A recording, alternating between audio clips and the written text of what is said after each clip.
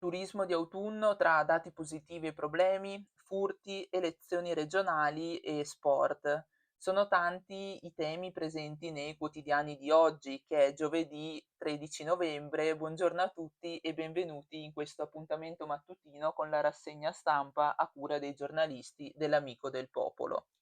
Dicevamo tanti temi, ma noi partiamo da un caso di cronaca che troviamo in apertura del Corriere delle Alpi. Lo vedete, è proprio il titolo più grande della prima pagina e riguarda un tema già noto. Il figlio morì per un cervo, fa causa alla regione, la Gordina è insicura. A 21 anni il ragazzo lavorava in Luxottica, l'animale gli tagliò la strada e ora il padre: non vogliamo soldi per noi, bensì per far installare luci e barriere lungo la regionale. Allora leggiamo il lancio direttamente dalla prima pagina.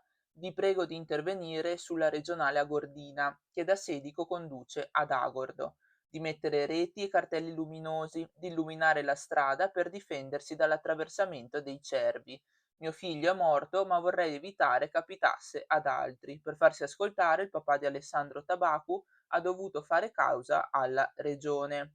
Questo era il lancio della prima pagina, poi se volete approfondire basta andare all'interno del giornale. Siamo nel Corriere delle Alpi, scorrete nel fascicolo di Belluno fino a pagina 25. Ve la mostro velocemente, eccola qui.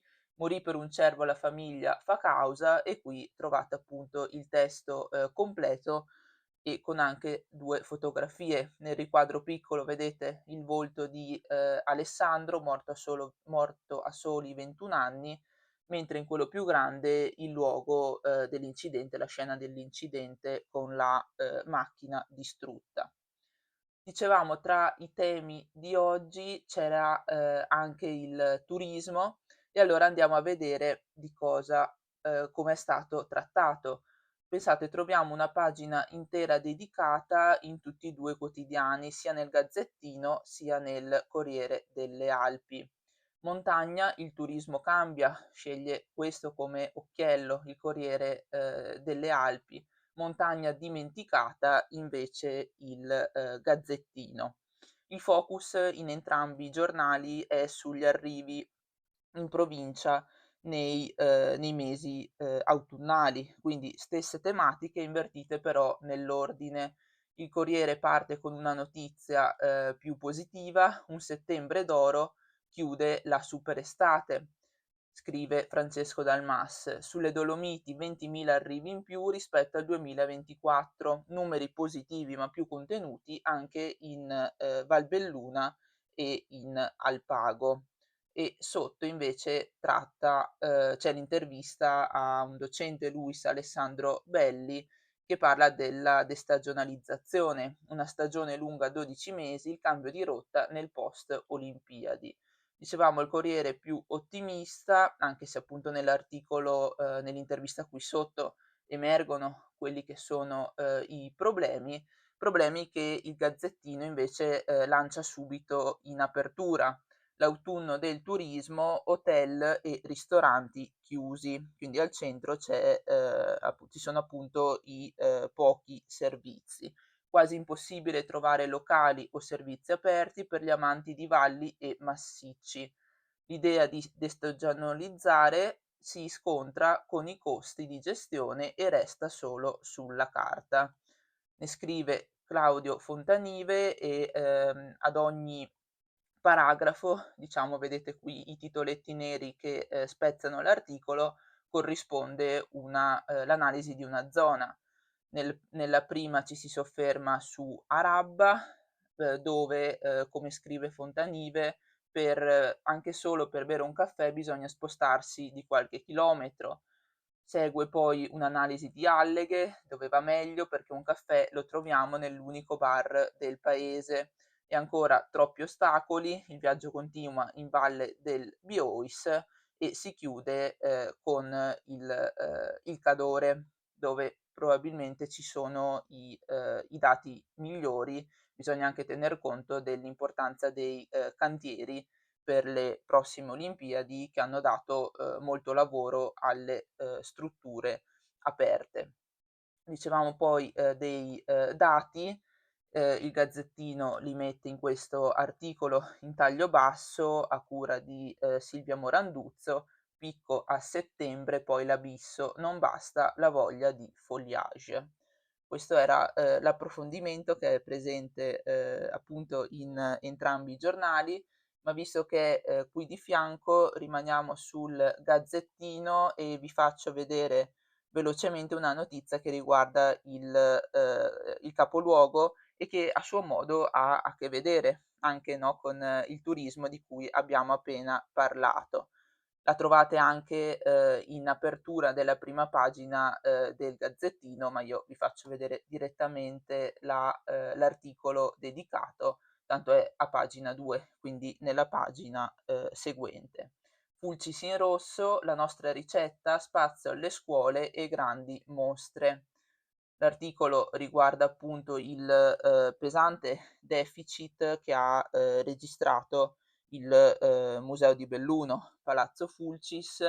Si parla di, 400.000 €. Infatti vedete all'interno dell'articolo, le entrate previste per il 2026 si fermano a 55.000 €, le uscite invece arrivano a 440.000 €.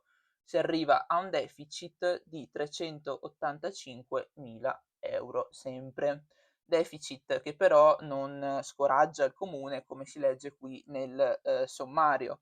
Nell'articolo a cura di Federica Fant troverete, le parole del sindaco Oscar De Pellegrin e dell'assessore alla cultura Raffaele Addamiano. Vedete qui cultura fondamentale, puntiamo a laboratori didattici, nuove proposte, spazio alle scuole e grandi mostre. Quindi questa la, ricetta dell'amministrazione per far fronte al, deficit del museo civico. Ultime, 2 notizie da Belluno prima di, spostarci poi per vedere anche qualche, notizia da Feltre. La prima purtroppo, riguarda un lutto, lo troviamo qui in questa, colonna a pagina 19, "Addio Bassanello, la pallavolo, la sua passione". Si parla appunto di Andrea Bassanello, dipendente del servizio veterinario dell'ULSS, aveva 57 anni ed era fratello di Pino. Ne scrive Gianluca da Pojan, qui vedete la fotografia, molto conosciuto, no, nel mondo della pallavolo bellunese. Addio ad Andrea Bassanello, dipendente del servizio veterinario dell'ULSS e protagonista nel mondo del volley. Giocatore della pallavolo Belluno, seguendo le orme del fratello Pino, era poi diventato arbitro. Appeso al chiodo il fischietto, si era appassionato al ruolo di allenatore, cominciando con la Spes Belluno per arrivare alla recente esperienza con l'SB Volley. Quindi questa è una triste notizia che è arrivata nella giornata di ieri. In tema regionale, invece, sempre ieri è stata presentata una, nuova lista, parliamo della lista Resistere Veneto del candidato presidente Riccardo Zumski. E allora, come abbiamo fatto finora con anche, tutte le altre liste, vi diciamo, i nomi dei, consiglieri che, appunto sono dei candidati consiglieri bellunesi. Questo è, l'articolo con la fotografia dell'incontro ieri nel capoluogo, mentre eccoli qua i nomi.